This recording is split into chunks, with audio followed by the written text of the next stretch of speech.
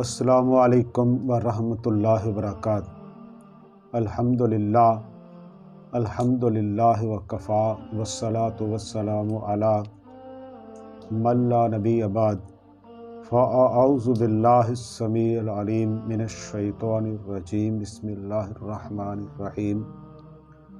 الطلاق مرتان فامساکم بمعروف او تسریح باحسان۔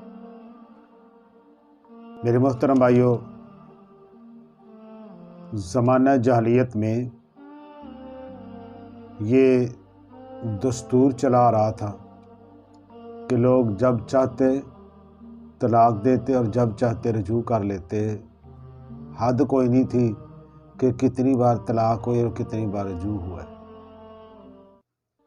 تو نبی کریم صلی اللہ علیہ وسلم پر آیات اتری اور اسلامی حکم آ گیا کہ خواتین کا مقام ہے، مرتبہ ہے، شان ہے، عظمت ہے۔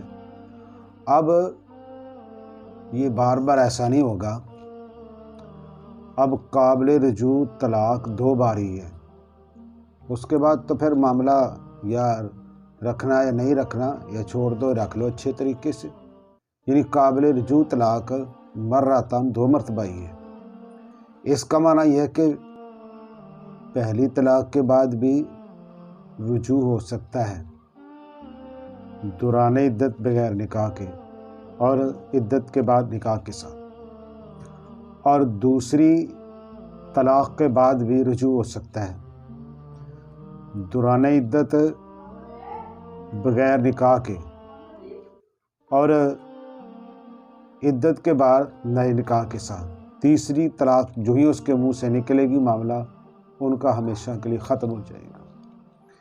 میرے محترم بھائی، یہاں ایک مسئلہ زیر غور ہے کہ اگر کوئی شخص ایک ہی مجلس میں 3 طلاقیں اکٹھی دے دے تو کیا اس کو ہم ایک ہی شمار کریں گے یا 3 شمار کریں گے؟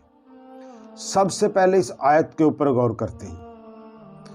اللہ تعالیٰ نے قابل رجوع طلاق 2 مرتبہ ہے، مرتان۔ یہ مرت ان کا تثنیہ ہے، اس کا مطلب ہے 2 بار، یعنی یہ الگ الگ شمار ہوں گے، اکٹھے نہیں ہوں گے۔ جس طرح کہ سورہ نور میں اللہ تعالیٰ نے فرمایا 3 مرات، 3 اوقات ہیں، 3 اوقات ہیں، یعنی الگ الگ ہیں کہ جن میں بلا اجازت گھروں کے اندر نہیں جانا چاہیے، گریز کرنا چاہیے۔ عشاء کے بعد، فجر سے پہلے اور دوپہر کے وقت۔ تو ان کو ہم اکٹھا تو نہیں شمار کر سکتے۔ اور اس میں حکمت کیا ہے کہ ازدواجی زندگی بچ جائے۔ ایک طلاق کے بعد وہ اکٹھے رہیں، عین ممکن ہے ایک دوسرے کو سمجھ جائیں، کمپرومائز کر لیں اور وہ اس سے باز آ جائیں۔ دوسری طلاق کے بعد پھر موقع دے دیا کہ عین ممکن ہے وہ سنبھل جائیں، ایک دوسرے کو سمجھ جائیں، ازدواجی زندگی کی اہمیت ان کو سمجھ آ جائے۔ اگر 2 بار ایسا کرنے سے وہ نہیں سمجھ سکے، اس کا مطلب اب وہ سمجھنے کے قابل ہیں، وہ جہاں چاہیں ایک دوسرے کے علاوہ آپ جہاں چاہیں وہ نکاح کر سکتے ہیں۔ نبی کریم صلی اللہ علیہ وسلم کے دور مبارک میں کیا قانون تھا، کیا عمل تھا؟ عبداللہ بن عباس رضی اللہ عنہ راوی ہیں، صحیح مسلم کی حدیث ہے کتاب طلاق میں، کہ نبی کریم صلی اللہ علیہ وسلم کے دور مبارک میں ایک مجلس میں اکٹھی 3 طلاقوں کو ایک ہی شمار کیا جاتا تھا۔ ابو بکر رضی اللہ تعالیٰ عنہ نے بھی ایسا ہی کیا، عمر رضی اللہ تعالیٰ عنہ بھی 2 سال تک اسی پر عمل کرتے رہے۔ بعد میں انہوں نے تادیباً 3 نافذ کرنے کا حکم جاری کیا تھا۔ تو میرے بھائی، یہ اللہ تعالیٰ کا قانون ہے۔ الیوم اکملت لکم دینکم واتممت علیکم نعمتی ورضیت لکم الاسلام دینا۔ یہ دین مکمل ہوا ہے، رسول اللہ صلی اللہ علیہ وسلم کے اوپر مکمل ہو گیا ہے۔ اور جو دین نبی علیہ السلام کے اوپر مکمل ہو گیا اس میں یہ ہے کہ آپ کے دور مبارک میں ایک مجلس کی 3 طلاقوں کو ایک ہی شمار کیا جاتا تھا۔ ہم بھی اگر ایک ہی شمار کریں گے تو اس میں ازدواجی زندگیاں برباد ہونے سے بچیں گی اور لوگوں پر خامخواہ سختی وہ نہیں ہوگی۔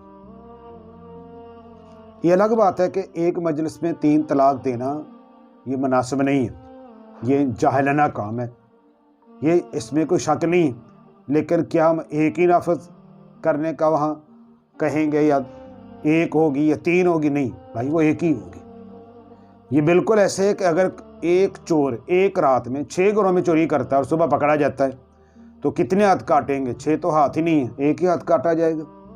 تو اس کا مطلب یہ ہوا کہ جرم کا تکرار سزا کا بھی تکرار ہو، یہ کوئی ضروری نہیں ہے۔ ہاں، اگر وہ ایک بار چوری کرتا ہاتھ کٹ گیا، دوبارہ پھر کرتا تو پھر دوسرا ہاتھ کٹے گا۔ اگر ہم کہیں نہیں اس نے ایک رات میں 2 چوریاں کی ہیں لہذا 2 مرہ پورے ہو گئے لہذا اس کا دونوں ہی ہاتھ کاٹ دو، تو کیا یہ درست ہوگا؟ جس کا نتیجہ یہ ہے آج لوگوں کو غلط مشورہ دیا جاتا ہے بعض جانب سے، تمہارا معاملہ ختم ہو گیا ہے، اب حلالہ ہوگا، وہ بیچارے پریشان ہو جاتے ہیں، کبھی ادھر جاتے ہیں کبھی ادھر آتے ہیں۔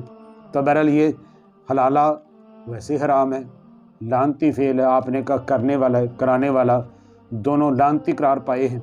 اور ویسے بھی عورت کا مقام ہے، وہ گائے بھینس بکری تھوڑی ہے کہ کبھی کہیں اور کبھی کہیں۔ اور اسلام میں نکاح مستقل ہوتا ہے، عارضی یا وقتی طور پر نکاح کا اسلام کے اندر کوئی کنسپٹ تصور نہیں ہے۔ تو بہرحال اس سے یہ معلوم ہوا کہ نبی کریم صلی اللہ علیہ وسلم کے دور مبارک کے اندر جس طرح 3 کو ایک مجلس میں جو دی جاتی تھی ایک ہی شمار کیا جاتا تھا، آج ہم ان کو ایک ہی شمار کریں گے تو پھر لوگوں کے اندر جو بے چینی ہے یا جو جھگڑے ہیں یا اس کے بعد پیدا ہونے والے جو گمبھیر مسائل ہیں اس سے لوگ بچ سکیں گے۔ وآخر دعوانا ان الحمد للہ رب العالمین۔